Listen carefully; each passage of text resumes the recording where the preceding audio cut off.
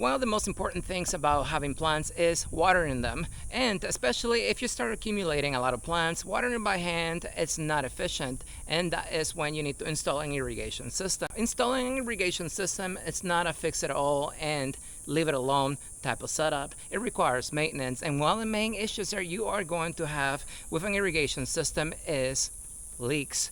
So in today's episode, I'm going to be fixing a leak, and also I'm going to be showing you the components of an irrigation system so that way you can fix it yourself and save yourself a lot of money and save your plants from dying. Alright, so let's get started with the basics of an irrigation system.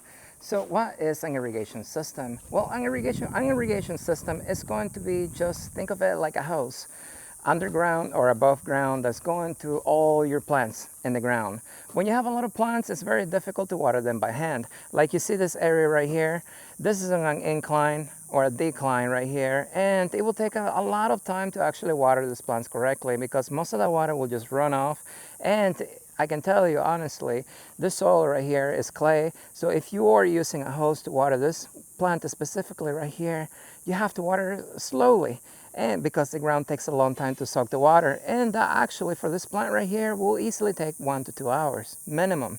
And you have a bunch of plants over here, and there are even more plants on the other side, so there's no possible way you can efficiently water your plants by hand. So that is when you have an irrigation system. So all these plants right here are connected to a main pipe hose underground, and then each pipe underground you're gonna have smaller hoses or piping coming out of them. You can see it, this one right here. So this one right here is a manifold, and it's connected to the main irrigation line that is in this area right here. And then all the trees, they have one little line, 1/4 inch line, going to all the trees individually. So when the irrigation system comes on, all the plants will get water at the same time, slowly over a period of time, so that way the water will soak into the ground and they will actually grow and not die. So technically that is the basics for an irrigation system. You can have as many plants as you want as long as the pressure supports the main line for the amount of plants that you have. So to get started, the first thing you're going to have is a timer. So this is a timer right here. Now this timer right here, you can actually control how often, how long to water your plants. You can have a Wi-Fi timer, and you can set it up on your phone, and you can turn it on, turn it off. You can even have really smart ones that will turn themselves off when it's raining, so that way you don't waste water. But the timer itself is actually connected to the valves. The valves is like the heart system of your irrigation system. Irrigation systems can be very expensive and complicated to get started, but you know who doesn't make it complicated? That is Rainpoint. Rainpoint offers several types of irrigation timers out there. The one that I'm holding right here has 2 zones. It has an app. You can connect it to your Wi-Fi system, and you can just control it anywhere where you can connect your phone to the internet. Very easy to get started with, very affordable. Let me show you. Depending on the model that you choose, your timer is gonna come with several different items. This one specifically comes with a receiver, and you have the timer.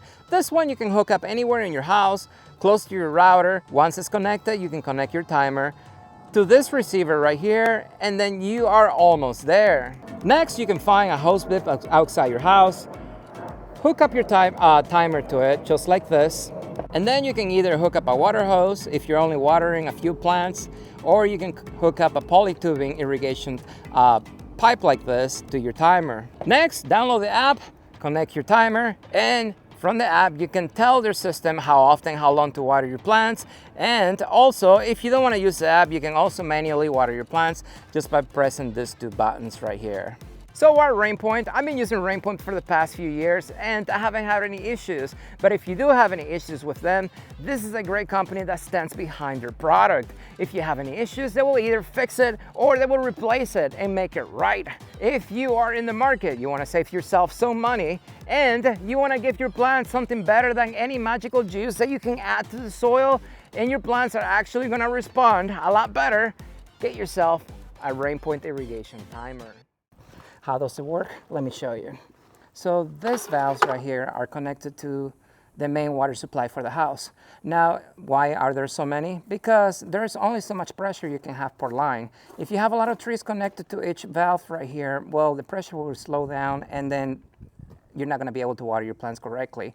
So to minimize that, you have to split your irrigation system into different zones. As you can see, there are 4 right here. So let's go ahead and talk about one of the most common issues that you are going to encounter with your irrigation system.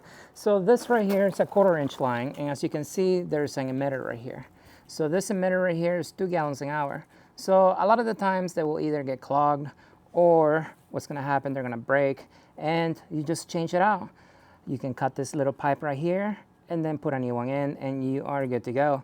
So usually that's going to be one of the main issues. Now, the main irrigation issue, besides just the emitters right here, is going to be a water leak. Water leaks are very easy to find because all you got to do is look for the wet spot.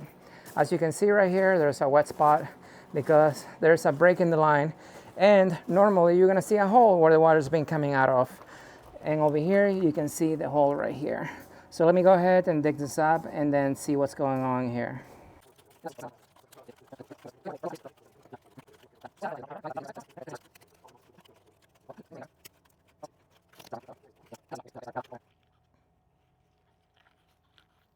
Oh, I see it right there. Tiny little pen hole, dude. Of course.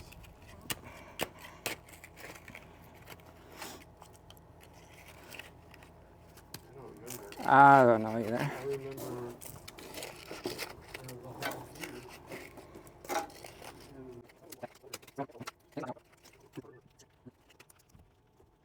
Yeah, we're gonna have to open that up before we run the system. Okay. So that way, in case I get dirt in there, it doesn't clog up your emitters. We're gonna have to flush it. Okay. So we'll open that up as soon as I get done. Okay. Anyway, Perfect. So when repairing irrigation lines, there are many different fittings that you can use. So what I like to use is exactly what you see on the screen right now. These are the best and they last the longest. Very easy to use. They are a lot more expensive than the regular ones you can find in the store. Link in the description if you want to purchase the same ones I'm using. This one right here is for 1/2 inch and 5/8 line, and also I highly recommend you to get a polytubing cutter like you see on the screen, because you need a clean cut. You can use a knife, but you just have to be careful. Now when cutting the pipe, you want to make sure that you don't cut too much. You want to cut just enough to allow the fitting to go in there and then replace the damaged area. As you can see right here, I'm just cutting the area that actually had the pinhole, and that's all I needed.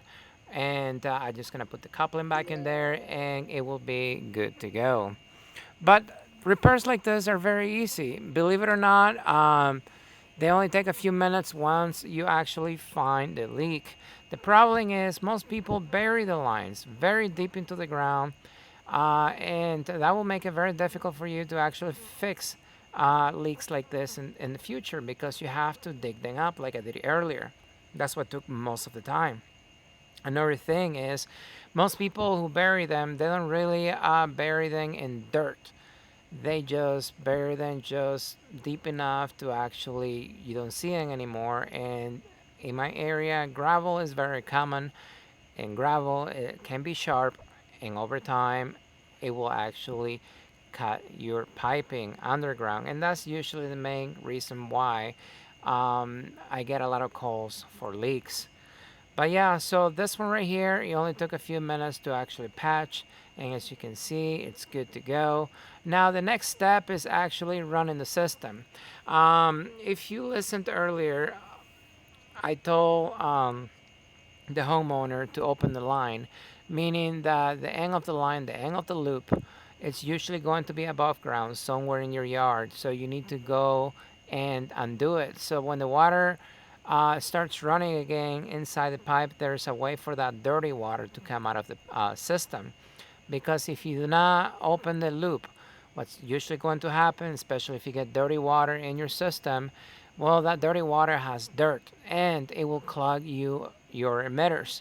You don't want that, because you went from fixing a leak that may take just a few minutes to fix to, most likely, depending on the size of your system, spending hours going to every single line in your system and unclogging it by taking the emitters off. So right now we are walking to the backyard, and I'm going to show you how to open the loop. So thankfully for this system right here, I'm the one who installed this system originally, so I know where everything is.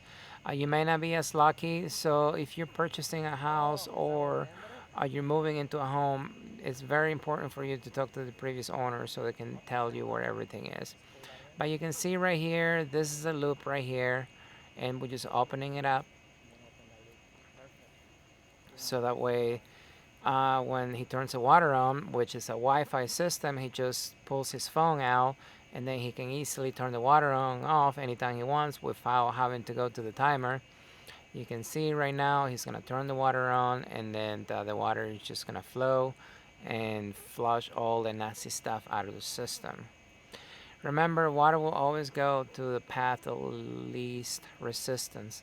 You can see the water at the beginning was dirty and now it's clear. So make sure you always do this when fixing any irrigation leaks in your system. There we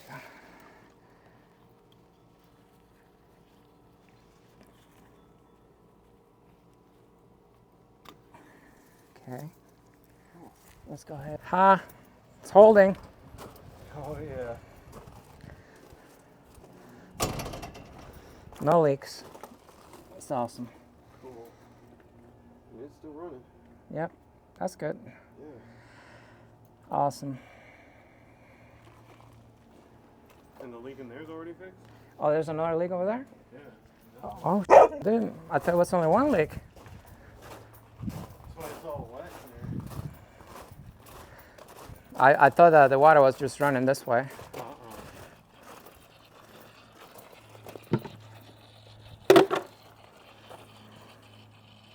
Oh, I hear it. So anyways, I thought there was one leak, but apparently there were many. So that one right there I fixed last time. And then this time, that one right there is where it was leaking. So it only took a few more minutes to fix. And it's funny because I did the entire installation. It took me like 2 days. But the only line, like irrigation line, that I did not change was the one going towards the backyard, and that was the one that actually had been leaking the entire time. But anyways, fixed, and that's about it. But awesome. Well, I mean, I think the whole area is filled with rocks. But at least you can water your plants now. Yeah. Well, there's all this stuff coming up here from that thing leaking. Mm-hmm. I wonder if this one had been here for a while and then that one just happened. It's possible.